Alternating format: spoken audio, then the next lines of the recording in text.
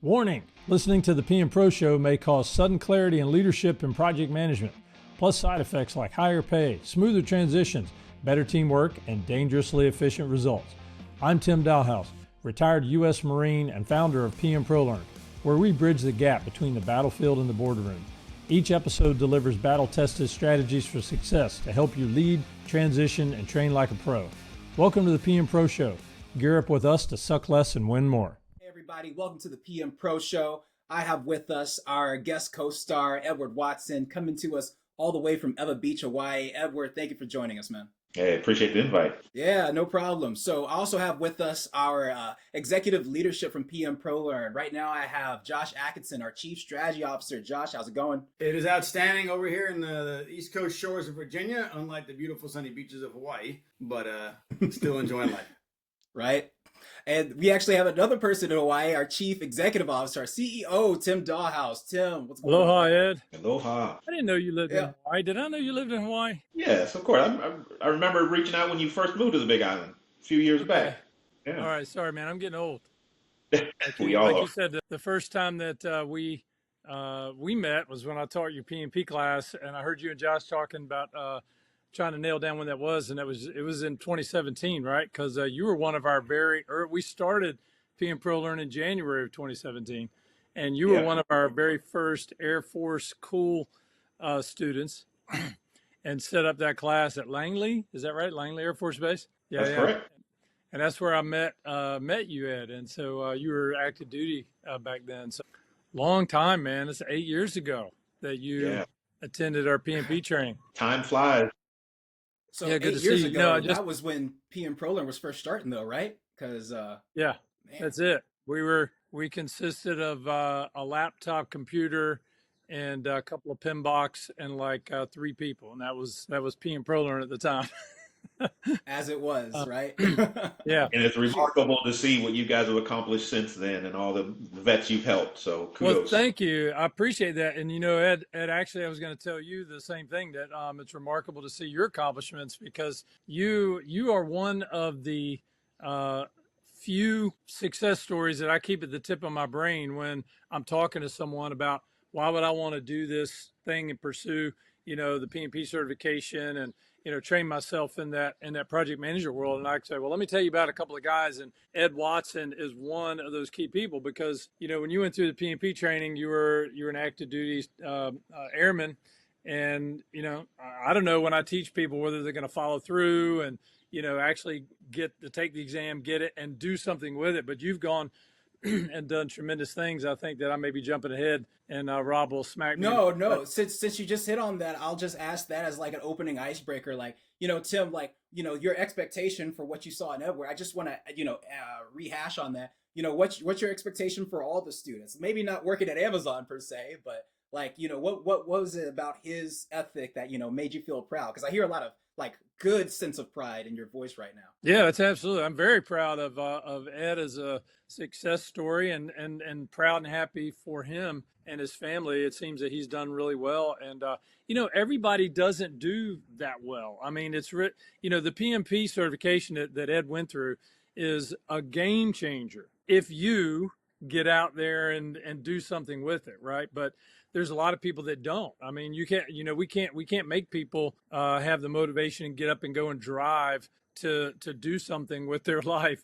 You can, lead a horse to water. You can't make them drink. But Ed was one that, apparently really, really dove into it and figured out how to leverage that PMP certification and his military background and all, probably some other skill sets that he has to achieve great things. And, we'd love to hear about that in here. But, I have high hopes. I can tell you about that. Yeah. Yeah, I have high hopes of everybody that takes our training. And literally, if you listen to the success stories and you follow what people like Ed have done, you get this PMP and then you apply yourself and do the right things, you're gonna see success, right? So you have to take steps. It's not a, hey, let me get the PMP and then life is over, everything's easy from here on out.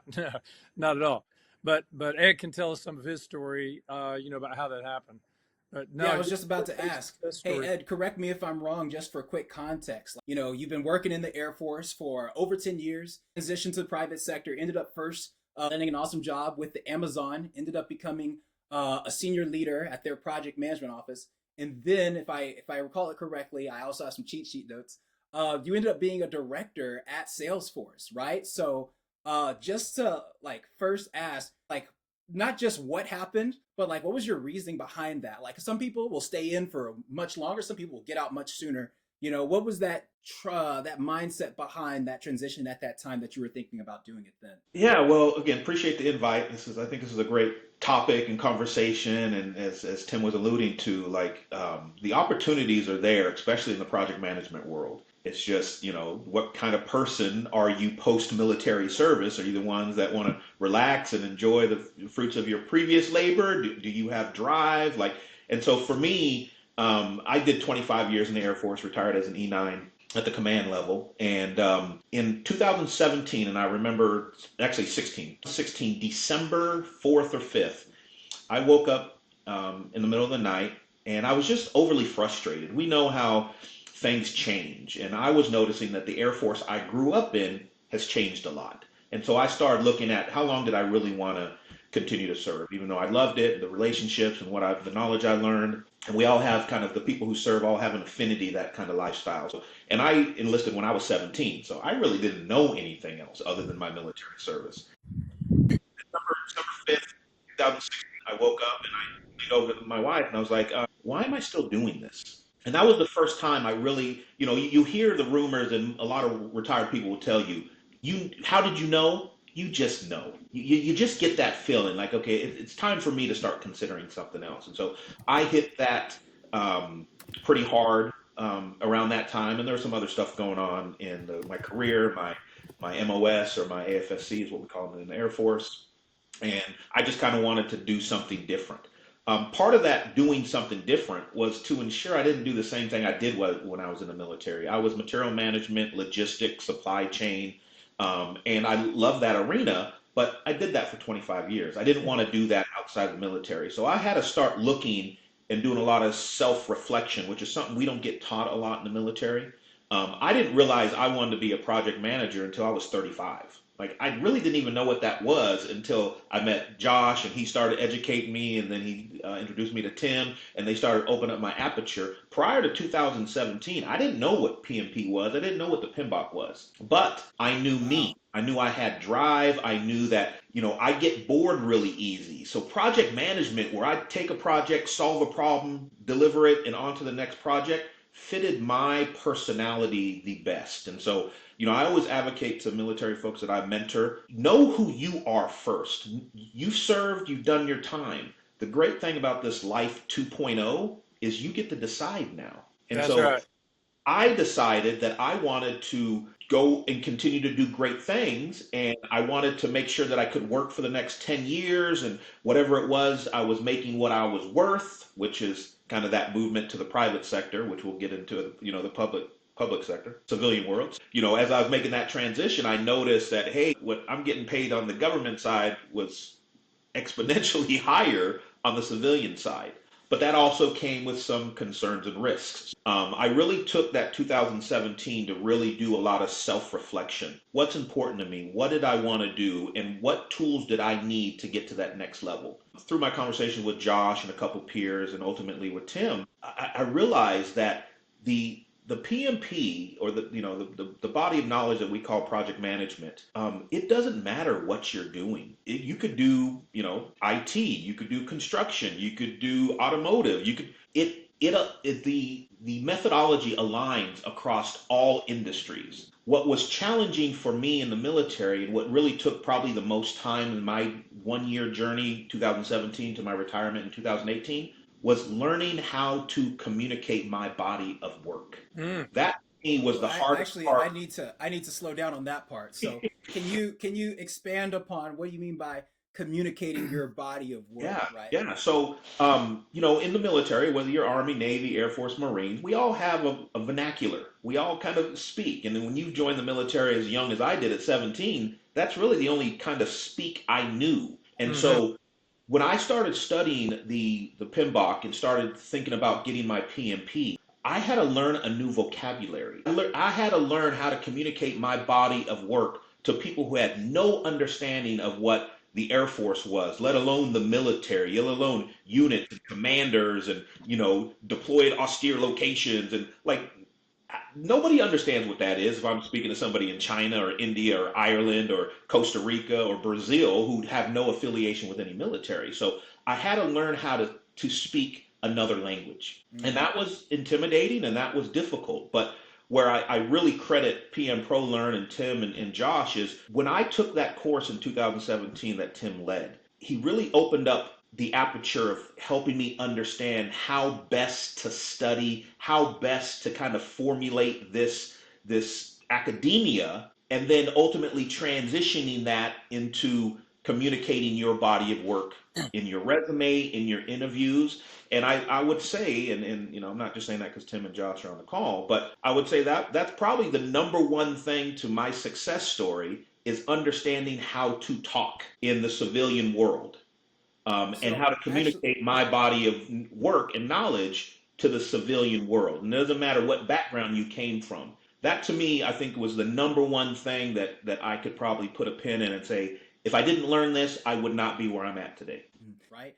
Like, so we have a bunch of vernacular, right? We got, for me, I was a CBurn guy, so I was all decon, recon, stuff like that, DTMS, a bunch of acronyms. In terms of translating your skills over, right? Because what did it seem like in translating those skills? Because I know that with the PMP, you learned the new terminology, and I guess there's a question a little bit of Josh and Tim too. So I'll throw this to Josh since you had this question with this conversation with Ed. But what does that translation look like when a person's looking at all their work and they're saying, how does this even apply to the outside? Well, I'm going to take a step back and then take a step forward because Ed and I are both logistics guys, right? And we met going through the LogTech Advanced course out there at UNC, which still highly recommend, right? INDB does a great program out there through AMC called LogTech Advanced, Log 21, and now it's like probably Log 31. I don't know what it's called these days, but it was our first introduction into how do civilian people think, and the school was bringing civilian leaders, like even the designer of the iPod was one of our instructors, to look at design thinking and solving problems using a civilian mentality, right? So we got to go through this class looking at industry best practices to teach veterans and military personnel how to think better. And I really resonate with Ed's point on I didn't want to keep doing what I'd been doing, and I'm going to say that's partially true. Right? I didn't want to go into warehousing and logistics management as a logistician, but what I loved about being a logistician was solving problems and creating plans and executing those plans, right? Just like Ed. I didn't want to do it in what industry called logistics, but I didn't know what I wanted to do it in, right? I just knew I wanted to think freely, lead teams, and solve problems. That's what I wanted to do. And I didn't know what you called it. I didn't know where it lived, but that's what I loved about being a leader in the military, right? What I loved about being a Marine was the people side. It was the strategy, it was the thinking, it was the interactive dynamic, it was the mentorship and coaching. I wanted to do that, and I think that's the same thing Ed wanted to do. I wanted to do something that let me keep having an impact on people. And when I got my PMP, it was like, holy crap, I've been doing this for years. Like I had no idea that everything I'd ever done, whether it was optimizing a flight schedule, whether it was passing, a CGRI inspection or passing a phase mode inspection or going into the field and increasing TNR readiness or being in Afghanistan and running a multi-million-dollar, leave travel program for the Afghan army, like there was something I could call that, and they were called projects. And going through the PMBOK and learning the language from the PMBOK gave me a framework to tell a story using civilian terms. So, as talking about taking his body of knowledge, it's really your body of work, right? I think it takes our body of work and allows us to be seen as credible when we're telling stories using civilian language, not using military jargon and acronyms, right? So, as Ed's talking and when I talk to him and why I'm so passionate and why we really built the company was that, right? How can we make leaders think better today? And I'd love to get Ed's thought on, are we achieving this goal, right? Like, how do we make leaders think better today in uniform by applying industry best practices? And how do we give them credibility when they leave so they can walk into a boardroom and a business and be seen as the professional they are, right? And so I'll kick it back to Ed a little bit, or Tim, if you have a comment on there too. But I think I was just about to I was about to ask Tim on that as well. So Tim, you and Ed have actually I not the same story, but very similar stories as from the military experience as well. All of us really. Tim, you went to work for the Food and Drug Administration, if I remember that correctly. And Ed's over here working at Amazon, right? Like some people would say that hey, all of you guys are out of your field. All of you guys are out of your out of your zone. But what I just heard from Josh was like, hey, like the major building blocks of how to be a manager and a leader are still there. And even though he didn't go the logistician route, he still ended up going through his own entrepreneurial route too. So, like Tim, how do we ask, or how do we, I guess, motivate veterans to sort of see that these skills can actually be applied in, like, I guess, different fields? That's something that I asked you, especially as CEO. Yeah, well, I appreciate it, Rob. So, everybody has a different transition story, and mine's kind of like you said, kind of like Ed's. I was an E9 in the Marine Corps at the command level. I worked at headquarters Marine Corps, before I retired, and I thought I had everything lined up that I was going to get out, and I had an MBA degree. And, E9 working at, senior levels, I thought somebody's going to snatch me up. I'm going to have a great, career. And it didn't happen until I got out. And 2 years after I had retired, I retired in 2009, 2011, I went and got my PMP. And that's kind of what was a game changer for me. Long story short, I worked in software. I got a job in software development, kind of along what Ed's doing, working in technology. And I had fixed airplanes in the Marine Corps. I was an avionics chief, right? And I went and got a job in technology, and then I moved on to the Food and Drug Administration as a project manager in the Office of New Animal Drug Evaluation. And that kind of blew my mind when I got that job. I didn't even, I thought I was the token veteran that they had to interview for a quota or something, and that I would never get the job. Sure enough, I got it. And of course, they said, your PMP and your ability to, like Ed was saying, communicate your knowledge and your value as a project manager in civilian speak. That's what got them to see that I could fit into this role at the Food and Drug Administration, having no prior experience in that. But they saw those building blocks, like you said, right? They, you can lead people, you can solve problems, you can get stakeholders, moving together towards a common goal, and that sort of thing, which is what you do in the military, regardless of your job skill, right? As a military leader, you're doing those type of things, and the PMP kind of creates that brand for you for the civilian hiring person, because they literally don't know what you do in the Marine Corps as a master gunnery sergeant, or in the Air Force as a chief master sergeant, or in the Marine Corps, as a captain, like Josh was. So, but the PMP, they know what that means, right? So it kind of brands yourself, and then you can talk that language. But one of the things I was just going to mention real quick, and just kick it to you guys, is that, going into the military, you have a boot camp. They take a civilian, who knows nothing about the military, and put you through that really intensive training and kick you out the other end as a nice, shiny, brand new military member. You still have a lot of stuff to learn, but at least you had that, like, kick in the seat of the pants going in, that this is how we do things, and this is your new world and your new mindset. Getting out of the military, there's no boot camp. There's no civilian boot camp. How do I transition from a 25-year, E9 in the military into being this civilian, worker, leader, manager, and do well there? There's no boot camp. So that's one of the things we try to do in our PM-ProLearn training, whether it's PMP or Lean Six Sigma or Agile Certified Practitioner, change management. We try to talk to you about, here's what you did in the military. Here's how that translates to the civilian world, because you've got the skill sets. You just need, like Ed said, you need to be able to speak to those private employers. And when you actually get in and do that job, right, you need to be able to communicate with your coworkers, all of your stakeholders, in a way that makes sense to them and you, right? So you got to kind of relearn your language. And like going in the military, you had to learn rank structure and all those, general orders and all that stuff. You got to learn something similar going to the civilian world, and training in something like a certification at PM-ProLearn helps you do that. Yeah. And so I'm going to throw this to Ed then. So Ed, this whole conversation this is one of many conversations about bridging the gap between the battlefield and the boardroom, right? We're trying to enable people to not only utilize their skill, but teach others, especially in the civilian world, what these skills actually translate to. So like another question for you, Ed, is like when a veteran is like even thinking about to transition, they're thinking about certifications, right? I would like to get your timeline again in terms of, like, some people rush towards the end to start getting all their certifications out the way. Do you see it as like a more gradual process, or, sometimes you're really busy? So I just want to ask you, how do you see that certification process starting to get more skills for the civilian world, even if you plan on, I guess, staying in the military for even a little bit longer? Yeah. Well, I've been a lifelong learner for a while. Even when I started with Amazon Web Services, the cloud side, it's in the training and certification space. right now with Salesforce is in the training and certification space.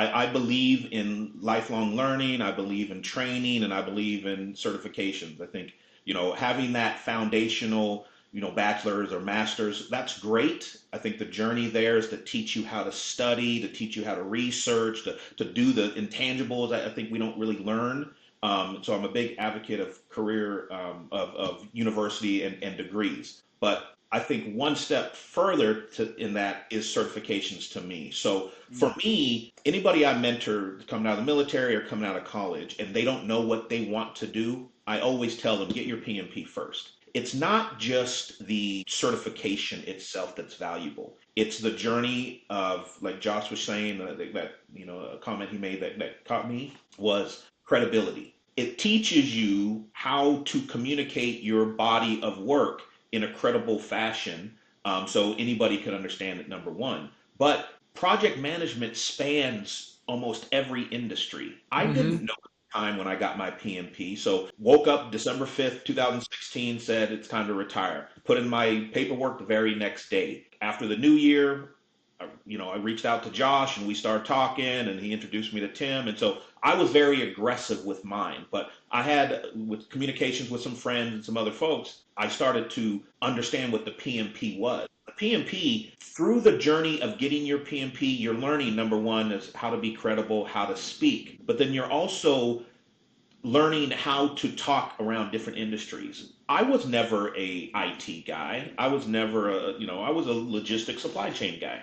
I didn't have any IT certifications. I didn't have any IT, coding. I wasn't good at any of that. But Yeah, no I CompTIA, was, nothing I was like a that. leader. I could solve problems, and I wasn't afraid to learn something new. So I always tell folks that I'm mentoring, the PMP is giving you a strong foundation. I know as a hiring person, I worked at Amazon for 5 years, and I've been working at Salesforce now just over 2. So 7 years of, IT, global IT companies. I've been hiring teams of 300 interviews. And I know just when I'm interviewing somebody off of a project management role or I'm trying to house a PMO, just by the fact that you have your PMP certification, I don't have to ask you about project management. I'm now focused on, are you a good cultural fit? What makes you tick? What are the things that you want to do? Because the PMI has done such a good job of keeping that as a powerful industry standard. And you can't really fake the funk off of I'm not sure if it's changed, but it was 200 questions, 4 hours when I took the You can't test,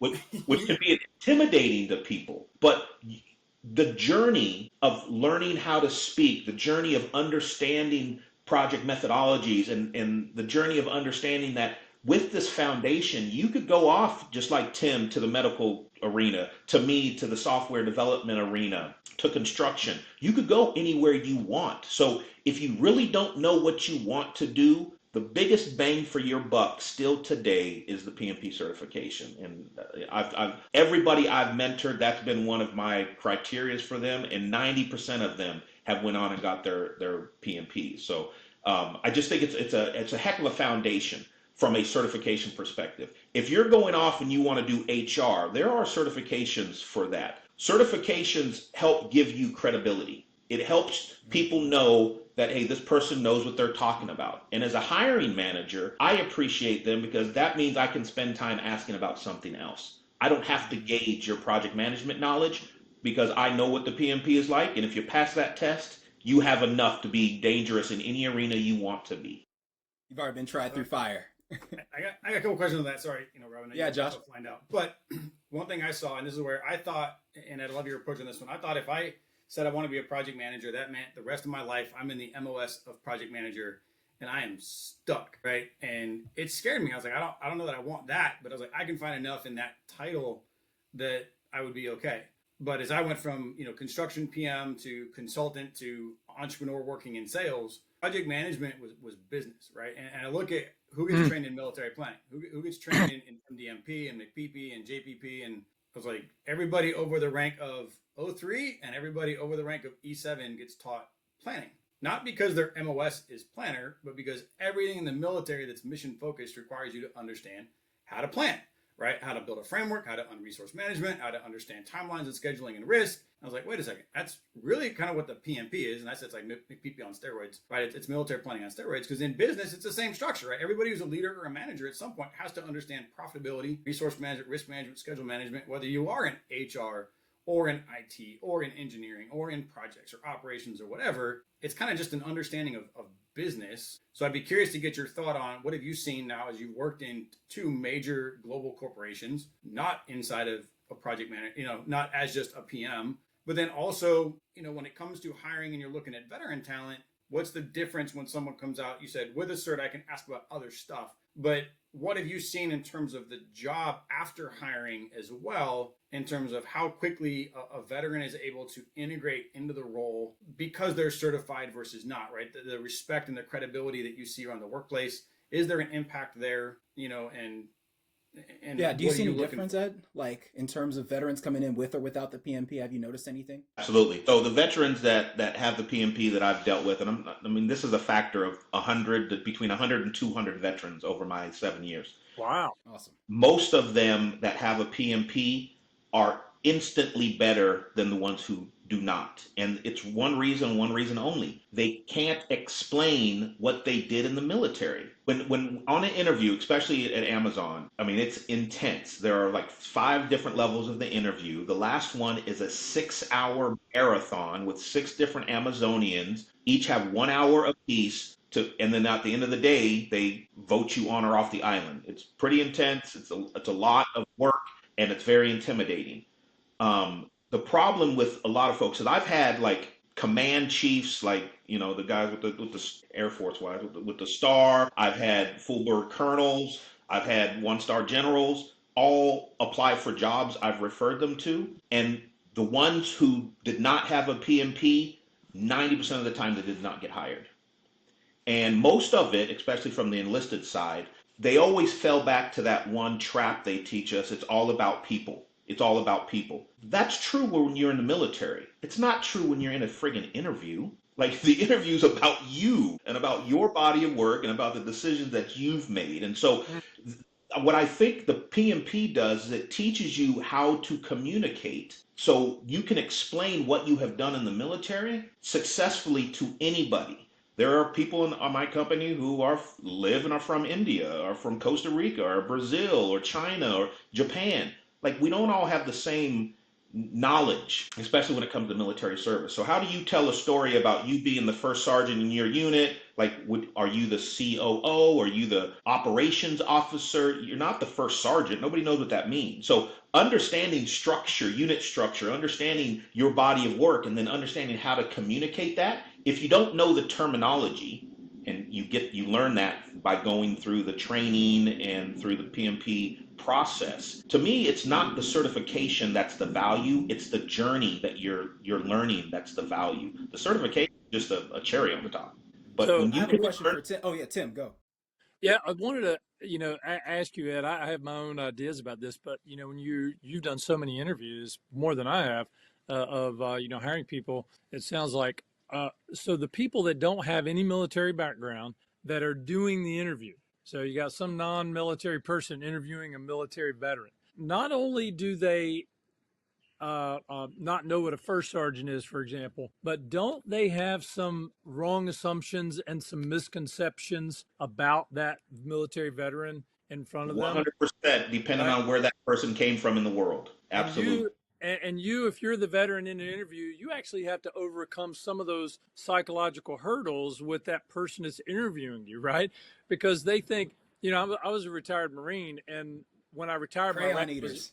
was that? That's the thing that you have to jump over a hurdle. The crayon eaters, right? They're like, oh, he's a Marine. Yeah. He doesn't know much. That's right, crayon eater. So, but I was a master gunnery sergeant. That was the name of my rank. And when I went to work at the FTA, there was this he was a GS 13, 14 guy that worked there, and he said, "Hey, so you were a master gunnery sergeant in the Marines. What kind of guns did you shoot?" I mean, that's literally what the guy asked me, and I said, "Well, as a Marine, I shot a lot of weapons, right? I fired a lot of weapons, but that wasn't my job, right? I didn't go to work every day and fire cannons or something. I actually fixed airplanes." He's like, "You did? I thought you were a gunnery sergeant." You know what I'm saying? So that was just like some of the misconceptions. I didn't And even think of that one.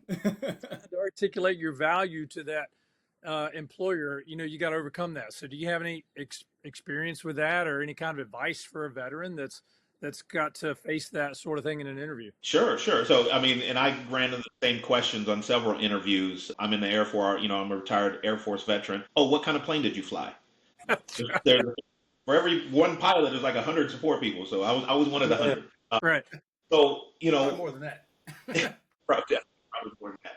So I think, Tim, the only thing that kind of makes somebody resilient in that new arena of trying to explain what they did for the last 10, 15, 20 years to somebody who has no conceptual understanding of military structure or like how our jobs work, it's confidence and it's practice. That's why, I always advocate for folks like to study, understand the culture of the company, understand their values, understand, and then write down. One of the things that I do all the time when it comes to the people I mentor who are coming out of the military is I have them document their body of work based on a series of behavioral questions, and then I always have them record themselves during interview prep. Because when you can start seeing and hearing yourself as you're delivering your message, you can make self corrections much quicker. And I think that awareness and that training or that practice helps you feel comfortable when you get, people with those fallacies about military service or fallacy about, what your job was or what your body of knowledge is. Like you kind of have to take the high road and have the confidence to meet them where they're at while trying. And the only way that I've seen that to be like successful most of the time is through practice. Mm. Through practice. And I think Yeah. the training that we get in the military is the exact same way. Like you don't join the military whether you're a Marine or an Air Force person, and all of a sudden just well, most people and can shoot expert with the M16 or a handgun or whatever. Like it takes practice, and you got to learn how do those triggers work, how does my breathing work, how does my sights work, and it's the same thing when it comes to practicing. And let me tell you a story real quick. So, and it's an interview story. So there's a system, there's a defense contractor called Odyssey Systems. They work out of Hampton, New Hampshire.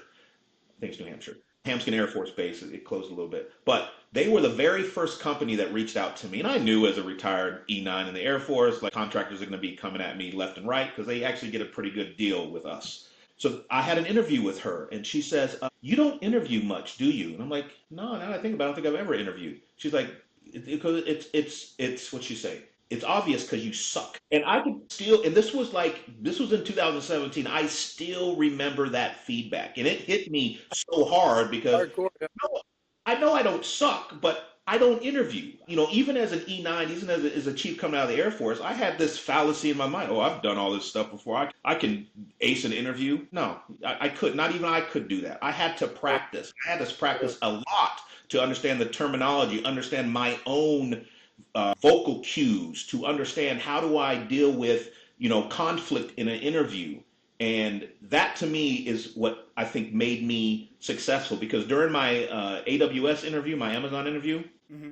we're in the military. I was in the military 25 years. I'm not a flashy dresser. So I went out and I bought a couple suits for my interview.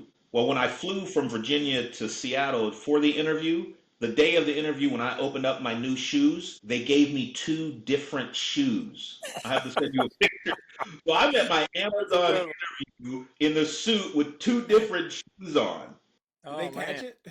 Yeah, my hiring manager, her name's Jenny Troutman. I mean, one of the best bosses I ever had. Yeah, she caught it and just was laughing, but it didn't derail me because I practiced so much. So That's things are going to hilarious. happen, and the only way to get past that is practice, and that's where Mm-hmm. training comes. So Yeah. interviewing is So, a skill set that you need to develop, right? So you mentioned culture, and like somebody's got the PMP, you're just really asking I questions was if just they're a about to cultural ask that. fit. Like, what is the difference? Yeah, and then you mentioned culture again. So that's obviously an important thing, right? Moving into an organization, every company has its own kind of culture, right? And so, what can you say about that? So, I mean, coming out of the Can I military, add on to that? we're immersed in a military culture, right? So, how do we get in tune with that company culture that we need to right impress them that I can fit here? Yeah, and can I add, like, how did you have to adjust your own leadership style Mhm. for that culture when you got into it? So I'd like to add that note to it as well. Yeah, no worries. So I can say from my experience, and I've interviewed and had colleagues with DocuSign, with Amazon, not just the cloud side of Amazon, but corporate Amazon, Lockheed Martin, Raytheon, like all defense contractors, Salesforce, Google, Microsoft. So I've done interviews or collaborated with them on several projects and levels. And so we've actually had this conversation. And when I first moved to Seattle, a lot of my colleagues that I was working with at the time came from Microsoft and Google. And 3 years later, when I moved to another team, like a lot of these folks, we call them boomerangs. They came back to AWS after 3 years with Microsoft and Google. So Mm. what these companies are looking for right now, um, there's a lot of talent out there, but who's going to fit our culture? And I can say Amazon, Mm. out of all the companies, they pivot on that quite heavily. We have what we call at Amazon, there's a bar raiser, and I was a bar raiser. Every interview has a bar raiser. It's the last line of defense. If we feel that that person is bad for the culture or there's a red flag, I can veto the hire no matter what the panel says. We're not going to hire this person. And that's important because to Amazon, what's important is the culture. And so Mm. they're hiring people who know the culture, their leadership principles, their mission statements. Salesforce is the exact same way. Their number one value is trust. And so they ask a lot of behavioral questions based on their values and their ethos or their mission statements. So understanding what is important to a company not only does one thing is it helps you through the interview, but it also helps you find a company that fits your need as an individual and as a person. My number one value is trust. Like I tell people, I'm not a liar, I'm not a hypocrite. Those are the two things you can bet on. I got a lot of other different flaws, but I'm not a liar, I'm not a hypocrite. Trust is a key foundation for me. And so once I started studying the AWS culture and I found that it fitted well with me, it was much easier. I felt much more comfortable. Same thing with Salesforce. But those two companies, I really spent a lot of time understanding the culture and was it a good fit for me as an individual. And both of them were. It was a great experience. Amazon's changed a little bit, but I'll just say it was a great experience back when Bezos was running it. So, So but back to Jim's question about kind of that culture aspect. Every company has subcultures. Even the Marines have a culture. Well, if you're infantry, there's a culture. If you're aviate, if you're There's pilots, there's a definitely culture. a Operations, there's a culture. So everything there's a subculture associated with these jobs. In the tech world, engineers have a culture. Okay, so Amazon has a culture. Engineers have a culture. Marketing has a culture. If you're legal or tax, you have a different culture. And so understanding how to navigate through that. The biggest challenge I had transitioning was my expectations on other people. And Tim probably remembers this. I'm sure Josh as well. Robert, I don't remember hearing what rank you were, or what you were holding. But very often at the end of our twilight of our career, we walked in the room, everybody stood up. I didn't have to repeat myself. We have this update or we have this task. This is when it's due. We either going to meet it or my folks are going to tell me we need to work on the weekends, and we do that. In corporate America, the culture is totally different, and I'll tell you a story.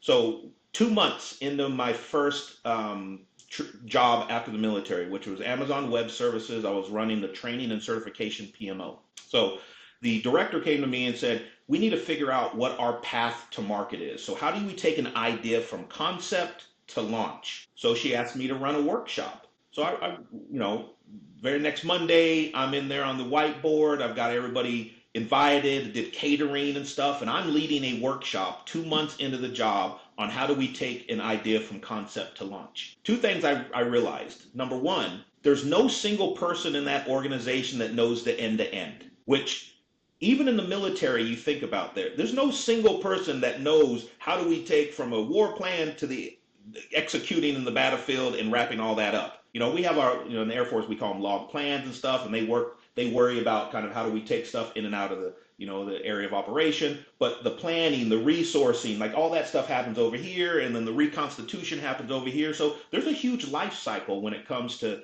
actual, doing something. But in corporate America, there's no single person that knows the end to end. That's the first thing that I started to understand. So that made me change the way that I interact. Because now I'm not assuming that, Robert, you know how to do this. You might know the middle, but you don't know how it starts and you don't know how it ends. I had So the JS list. I put you in a suit. That's all I did.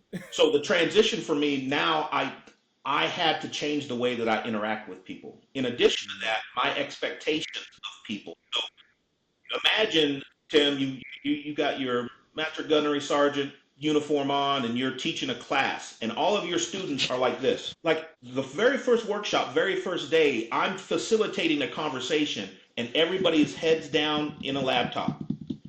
And I'm like, is nobody freaking listening to me? Like what the hell's going on? Did you But throw stuff at him? what I did is I started to raise my voice a little bit, which was not the right thing to do.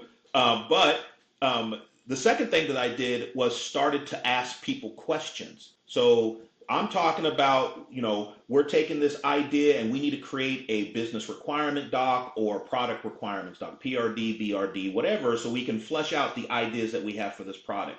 And I'd say, Robert, how do you guys do PRDs? Robert looks up and just whittles off the answer.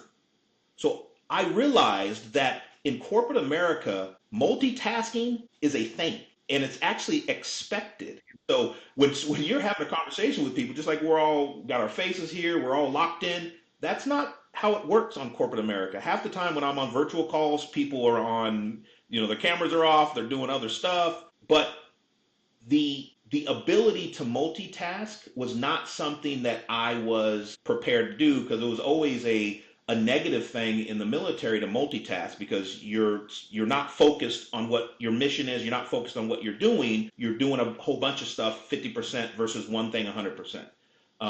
And so I was just trained that way. Like if we're in a meeting, everything's away, no phones, like we're talking about it, we're wrapping it up, and then we're going on to the next subject. Mm-hmm. That's not the way it was in corporate America. So I had to change the way that I interact with people, the way that I speak with people, and my expectations of people's behavior. And that was a tough transition. Maybe my first 6 months, it took a lot of active thinking and I had a mentor that I used to reach out to. He passed away, but and asking these like, am I blowing this out of proportion? And doing some soul searching on my own. But like the cultures really matter on when you join a company and being able to self-reflect and look at those cultures and then adjust the way that you interact in those cultures. That's a skill. And that's not something that we teach very well, whether it's TAPS or any transition thing that we have, is how to change who you were for the last 20 years and how you would interact with people in this new environment. And culture matters to that. So first question is for your teams, Ed, like when you have we teach something in PM-ProLearn. We call it a cross-functional team, being able to work in multiple fields, but also have a specific field, right? T-shaped people. Well, we want to actually ask from a person that's been on the other side, on the other end of the horizon, what does that actually look like? Because you mentioned multitasking, right? Like how does someone actually tie that word to something practically that you've done on your field? Could you please share on that? So anytime you take a product, and I'll just use a software product, the LMS that I recently built for, well, I didn't build it, but the team built for Salesforce. So, when you're talking about cultures and subcultures and multitasking, as the the project manager, and whether you're a technical project manager or a project manager or a program manager or portfolio manager, like it's a different level of work, but the work is pretty much the same. I mean, it's not overly Thank you for different. clarifying. Yeah, even though I'm a technical project manager, I just work with tech teams. Like the job is not that different than a project manager with a business. And that was one thing that I appreciate about my career. When I was at the Amazon side, Amazon Web Services, I was on the business side.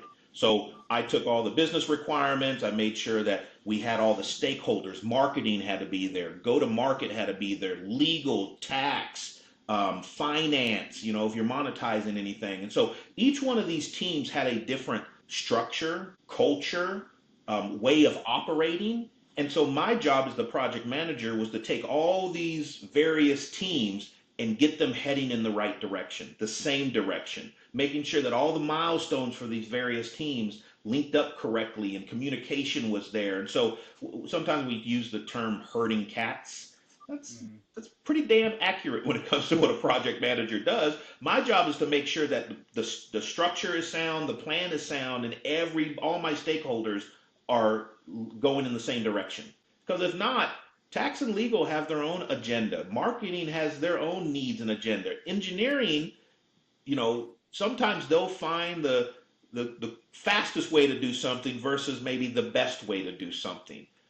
Product management, man, they want everything like today, not knowing that building stuff takes time. And so understanding these different cultures and these different teams and multitasking, so I understand what's important to each of these and how do I wrap their value into the project that everybody's working on. That takes a lot of kind of deliberate time and deliberate thinking. On the tech side, I'm just working kind of with tech teams and making sure that the conduit between the business and the tech teams um, remains sound.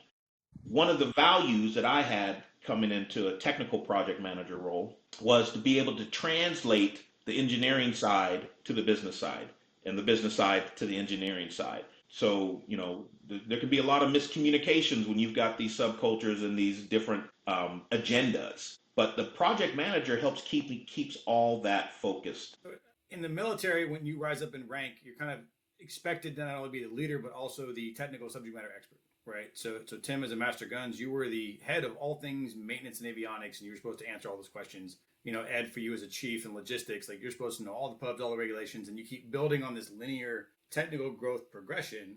And what I saw as a PM is I need to be the person who can find the answer, not the person with the answer, right? So I've coined this, like, you're the chief vision translator, right? Like your job as the PM is the vision translator between the customer requirement and the team doing the work and making sure that it's getting done, not that you become the one who has to do it. So, how have you seen, that imposter syndrome, that like, I don't have that expertise. How do you go and grow into the ability to lead these teams of really smart people doing really crazy things that you couldn't even hope to do one day, but you're now in charge, right? Like you're the PM in that role of military leadership. And how does that overlay kind of with the technical management side? And how do you balance that? That's a great question, Josh, because I think that's a big fallacy that a lot of our brothers and sisters retiring or coming out of the military have is they think they can't do it. They think it's overwhelming.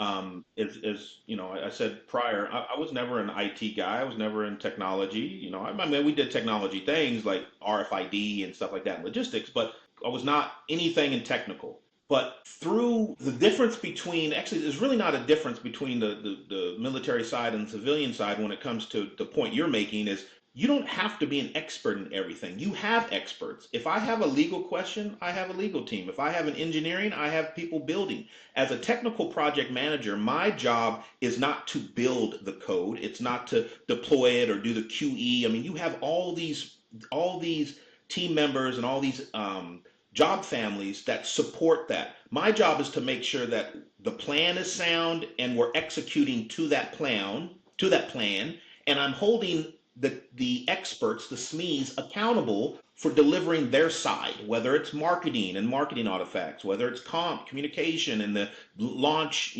communications that have to go out to VPs or customers, or the engineers who are building the code. The greatest tool I think any project manager can have is the ability to ask smart questions. And we grew up in that environment in the military, just asking smart questions. I don't have to be an expert, but as a facilitator of experts, just asking smart questions, I find helps show a lot more gaps than you trying to be the expert in everything, if that makes sense. Questions. And kind of going along with that, I have students in PMP class a lot of time, military veterans. They're learning all this new stuff. They say, should I memorize this, to pass that exam? Or how do I study? And like, no, don't memorize. You actually have to have a depth of knowledge here to pass the test. But then even more important, if you get the PMP and you go work at Amazon Web Services or Salesforce or the Food and Drug Administration, people are going to expect that you know this stuff, right? And so not just that you have it memorized, but you understand and you can problem solve and stuff like that. So, um, what do you how do you learn the material well enough and to not only just pass an exam but to go in and do what you do? You walked into Amazon and you did really well, and Salesforce. And what does it take to go from that kind of academic level in a classroom to being able to function in the real world, of project management? Yeah, I think, Tim, the part of the foundation for me was really the course you taught. PM-ProLearn 2017, I was one of the first Air Force folks to take that 5-day course. The way that you structured it, this was my first introduction to the PMBOK and to project management. I knew I wanted to get it because everybody told me I should, and Mm-hmm. I wanted to be a project manager. But the way that you kind of encapsulated that body of knowledge, or the PMBOK, and explain to us how we should study for this test, I think that to me was the foundation of really getting that understanding of the body of knowledge versus trying to memorize it. I understood the first thing that I should think about is, which phase of the project am I in? And I still use that today as I get questions sometimes, or I'm now a portfolio manager, so I've got hundreds of projects that I'm working with, and if I get an update on something, okay, where in our process, we use stage gates here at Salesforce, but what stage gate am I in? That helps me determine, what should I ask? What problems can we run into? Where should we be going? What are the things that should have been done already? And so I'm not an expert by any means, but I have enough knowledge and understanding of the process that I can ask the right questions. Mm. And that to me was a foundation for my success, is understanding how to ask the right questions. And I'll give you guys a flower in your cap, because I think the way that you taught that workshop helped me conceptualize that, especially in project management. Well, I That's appreciate that. awesome. That's awesome. Thank you for the shout out, and I'm glad to know that we're on target with our training, even back as far as 2017, because we've developed our training even more based on feedback and whatnot. That's good to hear. When I teach a class, students ask me a bunch of questions, obviously, which students should do, right? And I tell them, I said, my favorite answer to most questions that I get as a project manager is, it depends. And because it depends, an answer in a project depends on so many different factors. And the real thing is what you said. If it depends on something, what does it depend on, and what questions should I be asking, right?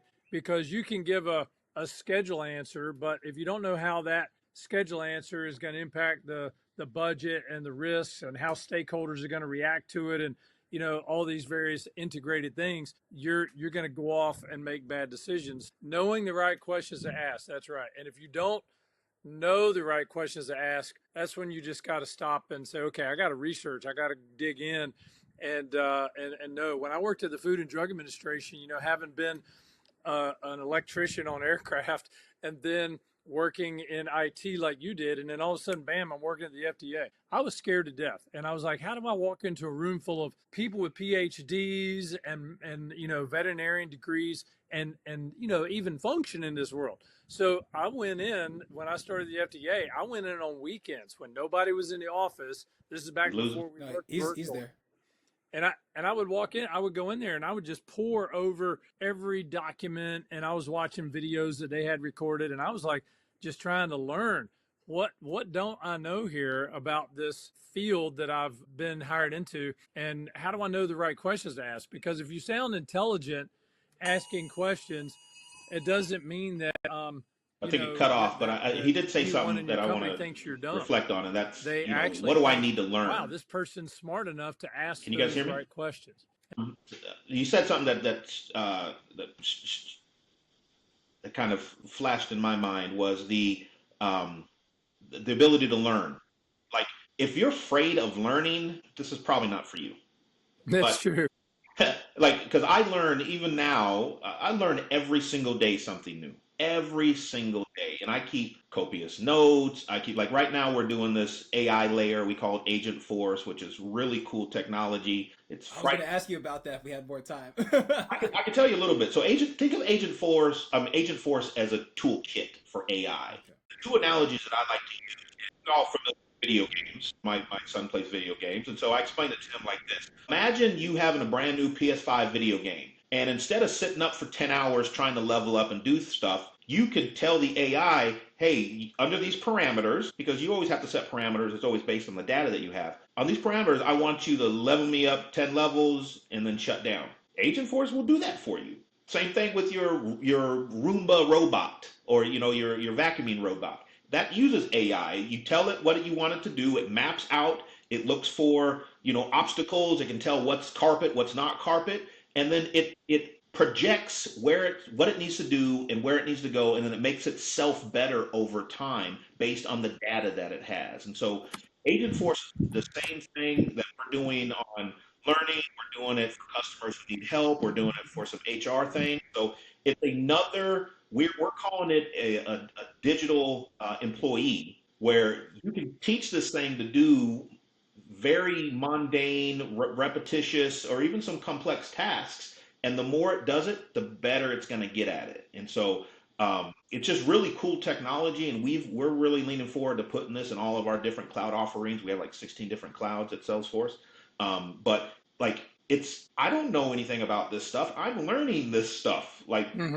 today, and I got my AI certification, which was not difficult. Like I truly believe that most people, if they get out of their, especially our brothers and sisters who have served, if they get out of their own way and stop having the fallacy that it's too hard, or I don't know this, or it's going to be too much to learn. Mhm. It's not. It is not. As somebody who did public school education in Hawaii, believe me, it is not. It's not overwhelming, but you will learn something every day. So if you have a preponderance that, I want something new, I want to learn something every day, I want it to be exciting. I can tell you what my calendar says, but I have no idea what's going to happen that day. That's project management, So, and I tend to like that. so, That's beautiful. Ed, one of the things that veterans are afraid of, and I was afraid of it too, is walking into a new company, is, I don't really feel like I know what I'm doing. They hired me to do this job in IT or whatever, and I don't really feel like I know what I'm doing. And I'm afraid to ask questions, and I'm afraid they're gonna realize that I'm not qualified here.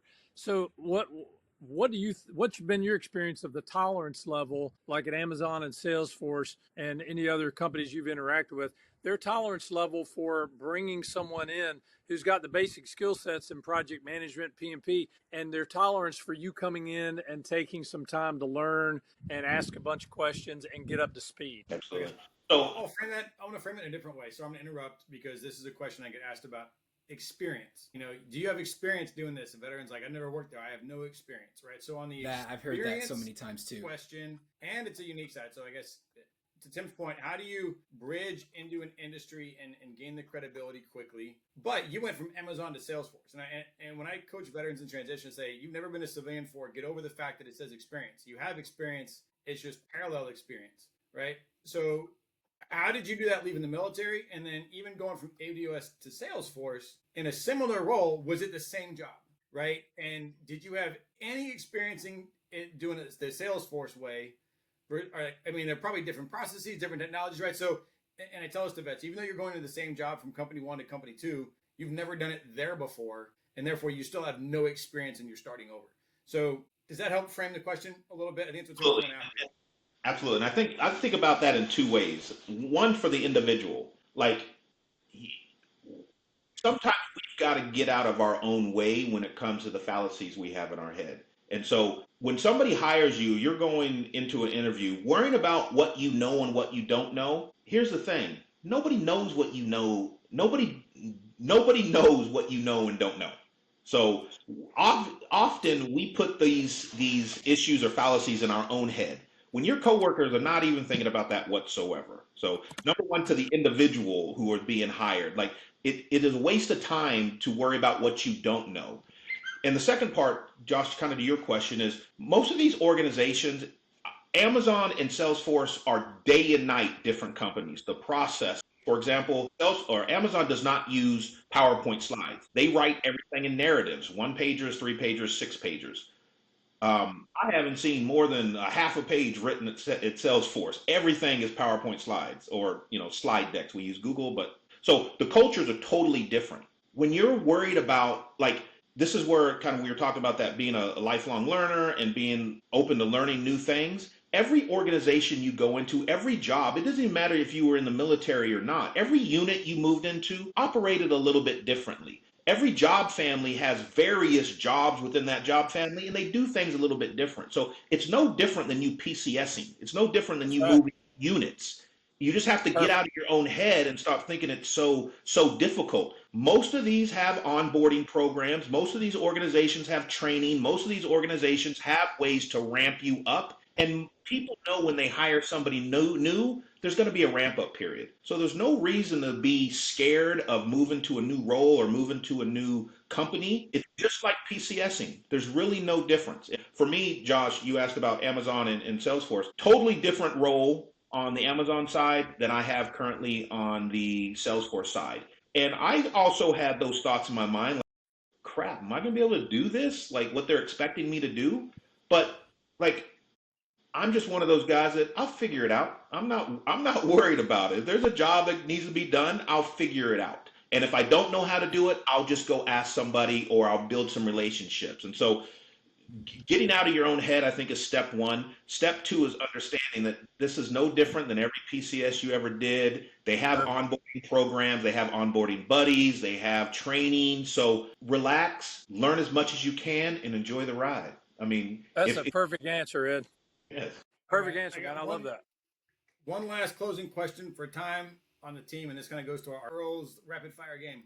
Obviously, you got certified at the very end of your career, which is when most people think about certifications. Knowing what you know now, what impact do you think getting certified would have had if you'd have gotten it 10 years earlier in your career? Honestly think I would have got out sooner. And the only reason for me, and I loved my military time, and my got me a family, got me to see the world, like wouldn't trade it for nothing. However, from a cultural perspective and a kind of doing big things, I always felt handcuffed in the military. And it doesn't matter if you're a GS, an officer, or enlisted, you're in a box and you stay in your box. Like you don't go. I'm not making 3, 4 star general decisions as an E9.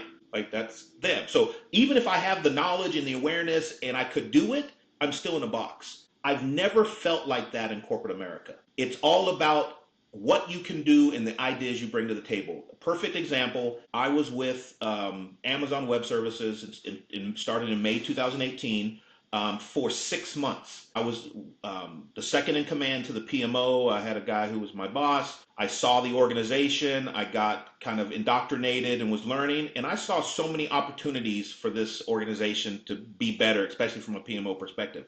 I wrote a 6-page document, submitted it to my boss and my director, and said, I want to create a new office called the Project or Program Support Office. PMOs had a bad connotation because, people's fallacies about what PMOs really do. And I wanted to change the name, number one, to talk more about the value. So Program Support Office, we're here to support you Hmm. and provide project managers and roadmaps and all that kind of stuff, but then also lead with more empathy when it comes to the business and our stakeholders. Mm. And off of that piece of paper, a week later, Marines brought me to our office, said it's approved. Here's 5 people. Here's $1.3 million. Go build this office. Cool. Ooh. It wasn't Very about awesome. it wasn't about me or my tenure in the company or my rank or anything. It was about the value that I brought, the idea that I have. And in corporate America, they move things out of the way for that. In the military side, I always felt handcuffed a little bit. I felt like I could do more, but I wasn't allowed to do more. And so that to me is what probably if I got my PMP sooner, it probably would have led me to getting out sooner because I felt empowered once I had the knowledge. But do you think Interesting. so? I guess Oh, everything you're saying is stuff I just talked about. Why I think we need to bring this training into the military because we need to create that creativity, bias for action culture into the military. So, do you think that training and even the mindset you have now, if you were able to apply that as like an E7 growing up, would that have made you a better E7 leader to have Well, had absolutely. this knowledge earlier to make you more effective as a active duty troop? I mean, I'll be honest. I wasn't looking for that answer because I was like, yeah, I don't want you to get certified because you're going to leave faster, right? I don't want that to be the perspective. I want it to be like, do you think that training would have made you a better leader earlier if you'd have been able to apply this thought process to your military career? Without a doubt. I mean, the things that I could have done in my military career, knowing this body of work, would have been much more impactful because I know how to frame things and I know how to get things done.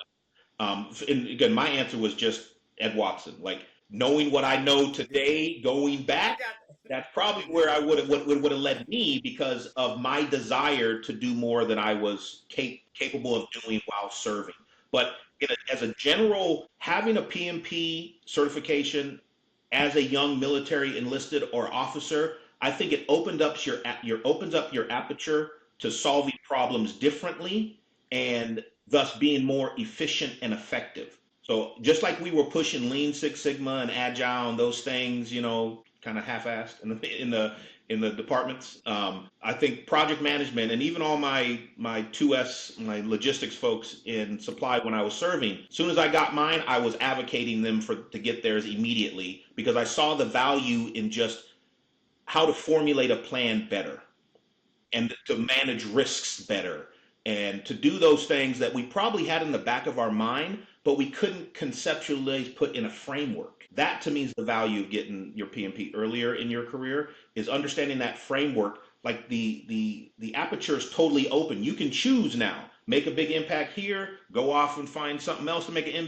big impact, or just continue on your journey. It's like the floodgates open once you have the knowledge. Awesome.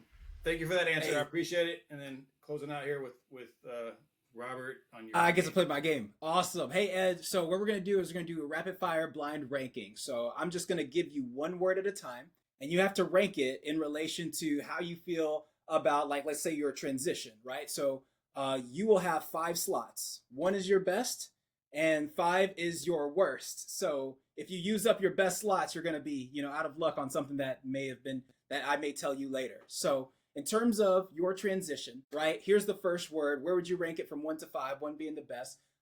Team camaraderie, from transitioning from the veteran side over civilian side. Where would you rank that? Team camaraderie. I'm going to go with 4 because Why? Because I feel like the camaraderie and the brotherhood we had in the military is different.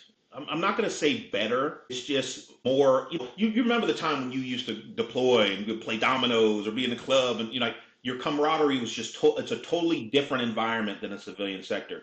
In my current team, we do a really good job of being social and anytime, traveling and going out to dinner and happy hours and those things as a team.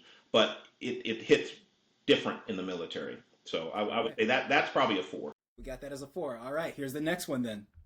The pay. Transition from military to civilian. Are we talking about the impact, or are we talking about the value to me? The value to you, from 1 being the best, is the pay one of the best things from transitioning from the military to civilian, or is it the worst? It's gotta be number 1. All right, put pay as number 1. All right. It's a big difference. Anything you want to say on that real quick? No, I'd say it's a big difference. All right, big difference. We'll leave it at that. All right, here's the next one. You already used 1 and 4. Job stability. I mean, that's got to be a 5 because, and especially in the last maybe since COVID, I think the industry, the tech industry, and even the civilian sector industry, it's been hit kind of hard with COVID and then all the cuts and especially the tech cuts. In my career, I think there's only been once or twice where we had issues with the budget and GS is not getting paid or anything like that risk. So I would say that job security is probably it's probably number 5. Compared to military service. I never felt like I had a job security issue in the military. Got you. We'll see if there's something lower that shows up on the list. All right. Here's the next one. Sleep. You've already used 1. You've used 4 and 5. I'm gonna go with 3. Remember, I was in the Air Force, so we got pretty good sleep. Okay. All right. So 3 for sleep, which means that your number 2, your second best thing, is going to be promotion clarity. All right. So clarity of promotion. How does that clarity of promotion look like in the civilian side? Because I know you just mentioned being able to just write an explanation of a document, actually having that seen by your boss, and even being given a team and a budget for that. How does that feel in terms of the transition? Well, the promotion's a little bit more. It's a little bit more difficult because it's not always reliant on you. And I know every service does promotions a little bit differently, but once you get up to a certain rank in the Air Force, we take tests, and then you get stratifications based on your performance, and then that gives you additional points. And then most of the stuff is with, other than stratification, because your commander chooses. But other than that, most of the promotion stuff's in your you have the ability to impact. On the corporate side, not everything is within your ability. Like there has to be an opening or there has to be funds allocated with that year over year increase. Like there, some have 10-year requirements, some don't. So promotions are definitely more difficult on the civilian side.